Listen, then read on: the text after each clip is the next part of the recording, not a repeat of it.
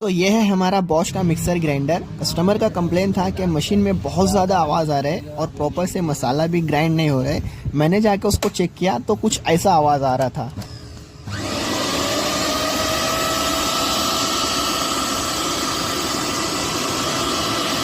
Mixer को pod के साथ ऐड करने के बाद आप पॉड का आवाज़ भी सुन सकते हो। मिक्सर का कपलिंग लूज था जिसकी वजह से ये प्रॉब्लम आ रही थी।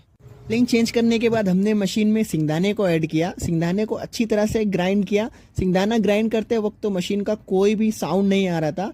सिंगदाना अच्छी तरह से ग्राइंड हो चुका था। उसके बाद हमने मशीन के अंदर चीनी को भी ऐड किया।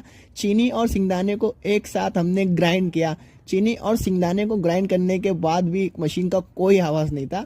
अभी फ़िलहाल मशीन ओके हो चुका है और दोनों के साथ हमने एक शेक बना लिया है।